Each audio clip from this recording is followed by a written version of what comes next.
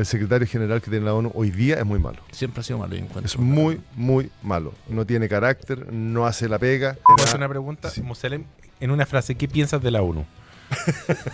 Disculpe, oye, estos dos, el bromance aquí, una mierda. Pero mira, ¿quién hizo algo por Venezuela? ¿La verdad? Sí. Nadie. Por Cuba. ¿Quién ha hecho algo por Cuba? Por Gaza. Oye, ¿sabes qué? Por Gaza, por Nicaragua, por Medio Oriente. Piñera...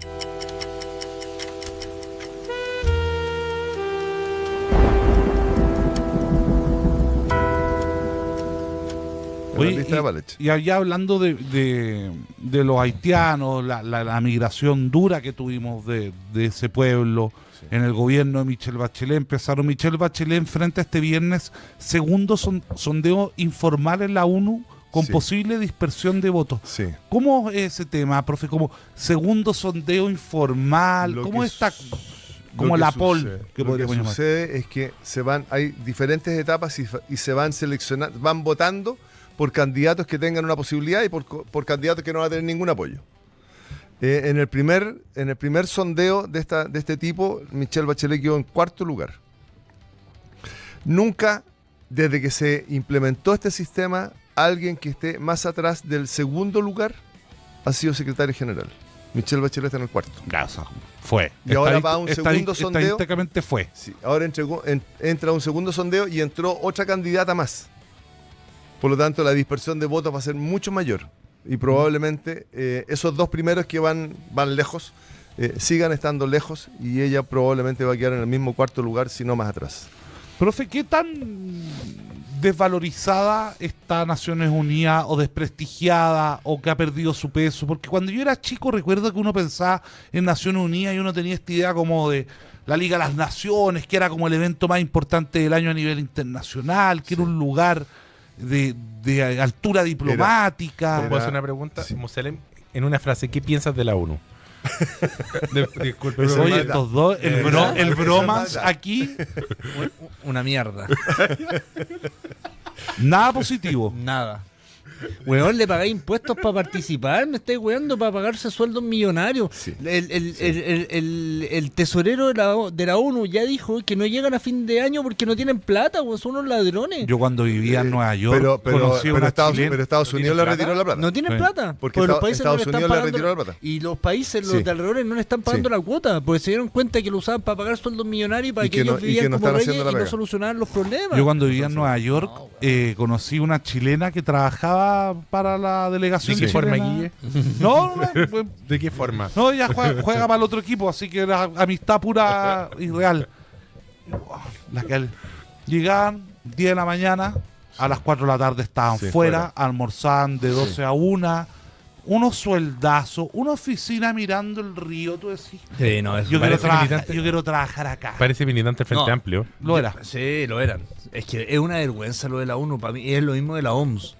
La OMS le ha pifiado a todo, no ha sido el tema de la pandemia, según ellos, no era una pandemia, no iba a ser a nivel mundial, que estaban todos exagerando, las cifras para el tema de la peste negra, del ébola, weón, de mil cosas que decían que no iba a ser. Lo que pasa es que en particular, y esta es una opinión, es un juicio de valor casi, el secretario general que tiene la ONU hoy día es muy malo. Siempre ha sido malo. Es muy, muy malo. No tiene carácter, no hace la pega. Las guerras pasan por delante de él y se preocupa de cosas que son absolutamente secundarias. ¿Quién es el secretario general? Guterres. ¿De dónde es? Un portugués. Sí, ni siquiera sé el nombre, yo no soy una persona informada, pero yo creo que Ban Ki-moon, por ejemplo, era mucho mejor porque además tenía un peso histórico. Políticos, era una dimensión distinta. Igual no solucionaban ninguno de los problemas. Claro, pero era una dimensión distinta al tipo que era secretario general. El secretario general de la ONU en la época de la Guerra Fría decía algo y el mundo empezaba a avanzar en esa dirección, hasta que las potencias decían lo contrario. No sé, mi problema es que todo lo que tenga relación a un derecho internacional generalizado no termina ayudando a nada. Es que la ONU cuando se crea tenía un sentido porque era post-Segunda Guerra Mundial. Era unificación de los países. Era post-Segunda Guerra Mundial, post-bomba atómica. Pero mira, ¿quién hizo algo? Era un idealismo que ya había fracasado en la Primera Guerra Mundial. Pero mira, ¿quién hizo algo por Venezuela? ¿La verdad? Sí. Nadie. Por Cuba. ¿Quién ha hecho algo por Cuba? Por Gaza. Oye, ¿sabes qué? Por Gaza, por Nicaragua, por Medio Oriente. El presidente Piñera estuvo en ese concierto para poder entrar a... En Cúcuta. Pero nadie hace la nada. cama que le hicieron ahí. Entonces tú pagas impuestos globales para que no pase nada. ¿Tú estarías dispuesto a pagar plata por decirte algo? ¿Y sabéis qué? ¿Para mantener a los gallos de la ONU? No. Y ni siquiera... Pero ahora hay un reclamo porque nos retiramos del pacto de los no alineados. Está perfecto. Pero está perfecto, pero nos retiramos de un pacto que era de la Guerra Fría. La Guerra Fría terminó hace 30 años. Que además no teníamos nada que ver. Y que además no teníamos nada que ver, no funciona en nada. Y además nosotros nos salimos del pacto, pero seguimos teniendo relaciones con los países que pertenecen al pacto. Por lo tanto, nos fuimos pateando la mesa. Lo que sí, el mundo está muy loco cuando tú ves a Trump apoyando a Corea del Norte y uno piensa... ¿Qué está detrás de esa jugada? No, pero uno piensa en los soldados, en los soldados norteamericanos muertos, en las familias de esos soldados norteamericanos que pelearon. Uno dice, el simbolismo de Trump, más allá de que haya una estrategia, es un mundo muy loco. Jamás un presidente de Estados Unidos había atrevido tanto. Jamás. ¿Es verdad? Se movió el cerco. Sí. Es que, y lo que pasa es que la política de Estados Unidos, de los antiguos presidentes de Estados Unidos antes de Trump, era negociar con el respaldo del poder. Este señor negocia él en la crisis. Primero levanta la crisis y después negocia. Que es buena. Es buena. Es su modelo. Es su modelo. Cosas, Pero es enemigo de Chile hoy día al estilo Trump. Más que enemigo de Chile es ordenar lo que nosotros le fuimos a tocar la oreja al Pitbull. Si nosotros, ¿por qué siempre habíamos logrado tener buenas relaciones con China y con Estados Unidos? ¿Por qué? Bueno, no nos metíamos mucho con ninguno. ¿Y qué pasó? Que llegó un presidente que se creía con una superioridad moral que podía venir a patearle la jaula al perro y terminó tocándole los huevos a uno, la oreja al otro y terminamos teniendo conflicto con los dos, cuando todos los presidentes habían logrado manejar esto de manera increíble. Y hoy día te suben los aranceles por un lado y los otros te generan un conflicto porque dicen que tú estás beneficiando el trabajo negro. Pero Trump se pelea con todo el mundo. Trump pelea con todo, pero tiene una, es que si genera una crisis. Es que eso es lo que pasa en las negociaciones electorales del solo rey hasta el minuto. Pero han perdido elecciones internas. Los demócratas, los republicanos llegaron a perder en Texas. Pero es que eso le da lo mismo. Disculpe. Tiene un problema con Irán. O sea, por eso va para allá. Y además tenía el tema que le molesta que Barack Obama es la figura política mejor evaluada en Estados Unidos. Incluso los republicanos lo valoran bien. Y a él le molesta un montón. Es como que tiene un odio contra él. ¿Tú has visto el papelógrafo que tiene en la Casa Blanca? 2 páginas de libro dedicadas a atacarlo. Yo creo que es la única figura que le podría hacer cierta sombra. Claro, lo que pasa es que yo, si fuera, haría 2 cosas. Metería el juego a Rubio, que él sea el reemplazo de Trump. Pero lo tiene que levantar en un año más, por lo menos. En un año más. Es que no lo puede levantar ahora porque lo mata, que es lo que le pasó a Evelyn Matei. Y tiene las midterm ahora, tiene que potenciarse él. Tiene que solucionar el problema de Centroamérica. Yo siempre he dicho, cuando a ti te levantan tanto tiempo antes, no hay mago que dure con una magia. No lo cante. Claro. Pero Evelyn Matei se suicidó y la fueron mataron. las dos, eso. Yo creo que fue... A la Evelyn la mataron acá. Pero estamos candidateando para Stanley Tucci. Para vocero. Stanley Tucci la mató. No, yo le voy a contar con tiempo. Yo le voy a contar una historia de Matei que a mí me quiere matar con tiempo. Que a mí me tocó vivirlo. Me paga un partido político una encuesta para evaluar el impacto de una aprobación de la reforma de pensiones. Y el informe, dice el 75% del electorado de Matei dice que se molestaría mucho si ella sale a apoyar esta reforma y odia esta reforma. Y el consejo fue, si la quieren aprobar, no desaparezca la presidenta. Y le dijeron, no te aparezcas. ¿Y qué hizo ella? Apareció. Aparece, se aprueba, pierde 15 puntos en 2 semanas. Que un ciclo, una crisis política, tiene un efecto en 2 semanas donde se hace el neteo de entre el 100% y el 80% de la pérdida se toma. Entonces, y esos votos pasaron a Kaiser además, y a Kass no, después, Kass, hay toda una historia. Y después de ella se recupera y elige el peor equipo de campaña de la historia y lo elige no una vez, 2 veces. Y yo creo que tiene otro problema, que yo creo que es más crítico aún, y es que no tiene convicciones reales de... Trump no es ONU. Solo ocupa espacio físico en Estados Unidos, sí, claro. Mira, yo creo que el edificio no es Estados Unidos. Tiene un problema que es mucho más severo, y es que hay 30 Evelyn Matei. La Evelyn Matei que apoyaba a Pinochet, la que no apoyaba a Pinochet, la que está en contra de la reforma de pensiones, la que está a favor de la pensiones, la que está en contra del Partido Comunista del Frente Amplio, la que es amiga de Simón Boric, la que opina que el Frente Amplio ahora tiene gente buena y que casi que los metería en un gobierno, la que está a favor de bajar impuestos, la que está a favor de subir los impuestos, la que está a favor en contra de las contribuciones, la que está a favor de sacar las contribuciones. Entonces, cuando la ciudadanía, si tú te das cuenta, yo no me dedico a las encuestas, pero es cosa de ver un poquito, cuando te pones muy tibio de que sí, pero no, pero sí, pierde el encanto.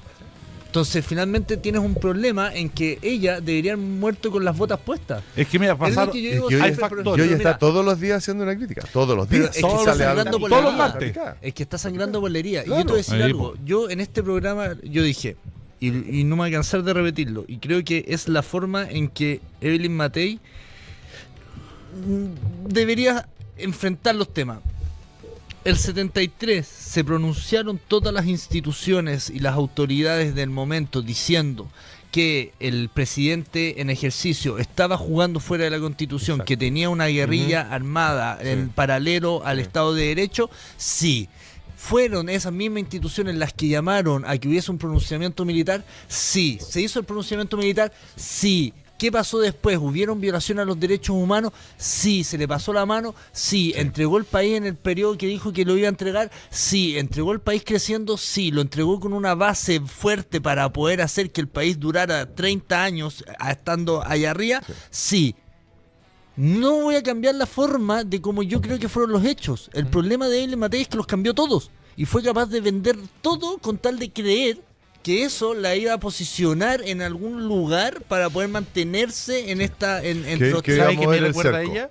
Y esto puede causar un poquito de controversia. Ella tiene algunas similitudes con Lavín. Se tratan de ajustar al escenario. Camaleónico. Sí, 100%. se tratan de ajustar y por para eso Lavín conseguir... también está donde está. Sí. Es que también Evelyn Matei fue muy mal asesorada, porque ya pasó lo que pasó con Stanley Tucci. Pero su jefe de campaña está de embajador. La entrevista su jefe con de campaña está de embajador. Sí. Yo creo que ahí Todos ganaron ese menos es el ella. factor donde ella empieza a caer. Sí, pero también cuando ella empieza a caer, y el que de fue... Bópoli, que ahora está como no era embajador, al que le dolía la guatita. Es que sí. ¿Cuál es el que le dolía la Pero guatita? Santa Cruz. Pero Santa Cruz, en la No, OCDE, está en París, una cosa Champs-Élysées, así, en la una ONU mansión. París. Mira, Oye, si todos los que la rodeaban están puestos en la raja y ella está sangrando por el No, hoyo. pero lo peor es que lo que pasó tan mal asesorada, Matei, y yo creo que ella se dejó influenciar, porque está el hecho que justo cuando ella hace la entrevista con el Checho y se empieza a ir a la mierda, fue el crecimiento de Jara. Y las encuestas y la gente que está en el negocio de Víctor le tuvieron que decir, acá la gente está viendo un timonazo hacia la izquierda, usted se tiene que izquierdizar. Y ahí es donde ella la caga y el no Baco decir, la ¿sabes asesoró? que yo de acá no me muevo? Y de hecho, Y haber mirado el crecimiento de Kaiser y ella decir, renunció a para la allá U. yo me tengo que ir. El Baco la asesoró. El Baco, el guatón del Baco. ¿sabéis qué- Si él qué fue es lo con que la lo- ostra y... ¿Sabéis qué es lo otro que yo creo que trató de hacer y que le jugó muy mal? Yo creo que trató de volver a revivir el centro político cuando el Sí. centro político está muerto. Está muy, Hoy día el 10% es el centro político. Puta, que anda a hacer muy, muy mala Es el visión 10. política. Es el 10. Por eso los partidos como amarillos mueren, no tienen Sí, espacio. ¿cómo Entonces, se llama el otro? Demócrata. Mira, la derecha históricamente era el ¿Y Evópoli? 20-22. Lo que pasa es que Bópoli muere por varias cosas. Primero, tuvo directivas muy malas. No tuvo trabajo electoral, no preparó candidatos. Se convirtió en un partido endogámico. Donde finalmente todos los amigos en un club de amigos, Sí. incluso familiares, tenían el control del partido. Gloria Hood trató de hacer algo distinto, pero no tuvo la fuerza y tampoco tuvo la precisión. Y además tenía un acceso a Lucas que era importante para el tamaño del partido, pero era débil en comparación con los otros y esa plata solamente se daba en este club de amigos. Yo creo que sus referentes también dejaron de ser referentes en Evópolis. Yo creo que ese es el gran problema que tuvieron. Ignacio Briones, Santa Felipe Cruz. Cas, Santa Cruz, Blumel. Me duele la a Blumel guatita. a Blumel lo mató un poco el expresidente Piñera cuando se le ocurre nombrarlo ministro del Ministro. Interior. Y ahí... Pero tuvo cojones. Pero hablamos la tuvo otra vez. cojones. Tuvo cojones, hay que Pero sí, reconocerle. pero, ¿Quién o sea, iba a yo no hacer se- eso? Yo no se lo voy a negar ni cagando. De hecho, yo lo hablé con él en otra radio que está un poco más abajo. Lo hablábamos, me dijo, cuando lo comentamos, hablamos de ese tema y yo le dije, yo creo que he conocido pocas personas con el coraje como el que tenía él, porque él sabía que era un suicidio político. Lo sabía. Para sabía. asumir en ese momento. Sí, porque está la claro. por el responsabilidad amor, con el proyecto, y por el amor sin al duda. país, él dijo, voy. Pero no tiene, lo que pasa es que Bópoli no tuvo sentido electoral. Los partidos pierden el sentido electoral y dicen yo me voy por los ideales, me voy por mis amigos. Sí. Por ejemplo, la UDI. ¿Qué le pasó a la UDI en esta decadencia? Que lo que ha hecho Pablo Longueira hasta el cansancio es que la UDI se transformó en un partido de amigos cerrados y no en un partido orientado a ganar. Por ejemplo, la lógica de Longueira. Longueira, ¿qué hacía? La fórmula mágica. Yo tengo buen candidato, le consigo algo de plata para que pueda funcionar y armo una campaña medianamente decente. Claro. No voy a ganar todas las elecciones, pero de 10 voy a ganar 4. La próxima elección, de esos 6, voy a ganar 2. Y ahí empiezo a sumar. En cambio, los partidos no tienen esa lógica. Donde a mí me ha tocado verla fuertemente, ejemplo de RN, que uno de los motivos por qué ha sobrevivido y todavía es fuerte, más allá que no les fue bien en las diputados, pero sí en senadores, es esa lógica electoral. Yo pongo a los mejores candidatos en el lugar que corresponden, no me engaño. Y eso en ese sentido, Andrea Valladares, Diego Chalper, mismo Francisco Chaguán en su minuto, tuvieron, es que te puede gustar o no, pero hicieron la pega. A mí me tocó asesorar a RN en los 2 procesos electorales y siempre era con los datos en mano quién gana y cuál es el mejor. Y eso les puede resultar o no, pero el proceso que hicieron era el correcto. Claro. Está puesto ahí RN, check. Claro. O sea, y republicanos trataron de hacer eso, todavía les falta estructura. Pero ¿qué le pasó a Evópoli para volver al caso de Evópoli? No tiene una lógica electoral y era un proyecto súper atractivo. Más, yo creo que varios pensaron ser Evópoli en algún minuto cuando sale con esta derecha. Jamás. No, en ese minuto Sí, era muy hoy amable. día con el diario El Lunes es fácil. Bueno. Pues en ese minuto era una opción que varios estaban mirando con otros ojos, viendo cómo el Frente Amplio arrasaba con todo. Po. No. Estoy hablando de mirar, no cambiarse, que es distinto. No. Ni siquiera. Mira, qué negativo ando hoy día. No, al contrario. Puta, Oye, no. Honesto. partido Ando honesto del hoy día. Ando honesto. Ando honesto. Ojo, Evópoli era el partido más piñerista. Lo dudo. Sí. Sí. Tanto Oye, pero así que el a Blumen presidente no lo pescaba. tocaron en la Cámara, en la comisión investigadora. me No, pues pareció. porque no estaba en ese momento. Acuérdense que el subsecretario era en ese momento, creo que estaba Víctor Pérez o... Bueno, Víctor Pérez salió lesionado. O ¿quién fue el otro que Lo duró hicieron poco? pobre, lo liquidaron. Y el jefe de gabinete, Víctor Pérez, era El jefe de gabinete. Giovanni Calderón. Giovanni Calderón. Giovanni Calderón. Giovanni Calderón. Los dos volaron. Pero, ¿sabes cuál es? Y tomando un poco el tema de esta derecha caviar, la derecha del Baco, que creo que es una buena forma, falta calle, falta elementos, le falta entendimiento. Voy a decir algo. Briones versus Quirós. Claramente a nivel de imagen Briones es mucho más atractivo, mucho más dosificado, mucho más elegante. Pero Quirós le pueden Saca criticar. esa última Pero palabra, pero está un poquito más Pero Quirós, al centro. uno ve los temas técnicos de las decisiones y se nota que tiene calle. Sí. Te puede gustar o no la decisión, pero hay calle, es una decisión con la guata. Cuando él decide subir las bencinas, Maya, que yo creo que se hizo mal, fue una decisión de un gerente de finanzas diciendo, compadre, tenemos un problema, tenemos que actuar. No Para bien o tenemos para caja. mal. Eso hizo el gerente de finanzas, no tenemos caja. Claro. Y a mí me Claro. parece correcta la decisión. 100%. Sí. Maya, que creo que la forma, ahí lo que tuvo que haber venido el gerente comercial lo vamos a hacer, pero de esta forma.